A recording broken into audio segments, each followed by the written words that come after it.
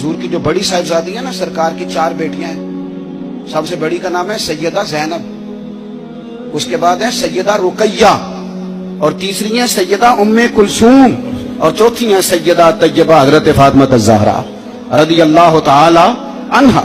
हजरत ज़ैनब आ रही थी मक्का मुकरमा से मदीना तैयबा, तो एक शख्स ने ना, काफिर ने उनको नेजा चुभोया घोड़े को, तो घोड़ा तेज भागा, सैयदा ज़ैनब गिर गई, पेट मुबारक में बच्चा था, वो बच्चा भी आपका इंतकाल कर गया। कुछ महीने आप बीमार रही और फिर आप विसाल कर गई। मेरे महबूब के सारे खानदान ने, सारे खानदान ने कुर्बानियां दी। सैयदा ज़ैनब उस जख्म की वजह से इंतकाल कर गई। वही बंदा नेजा मारने वाला फतेह मक्का के दिन चेहरे पे नकाब डाल के आ गया और हुजूर के सामने बैठ के कहने लगा, बहुत बड़ा दुश्मन भी आ जाओ तो माफ कर देते हो।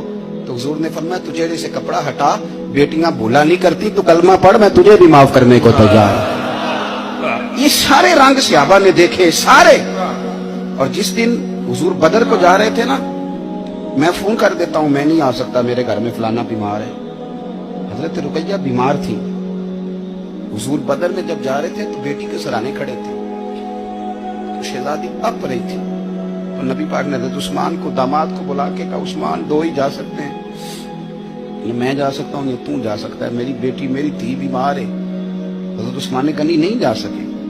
बदर में हुजूर जिहाद के लिए गए थे और अपनी बेटी का जनाजा नहीं पढ़ सके। हजरत रुकैया को हजरत उस्मान कहते, मैं दफन करके आ रहा था जब नबी पाक सल्लल्लाहु अलैहि वसल्लम बदर से। ये सारे रंग सहाबा ने देखे, ये सारा अंदाज देखा।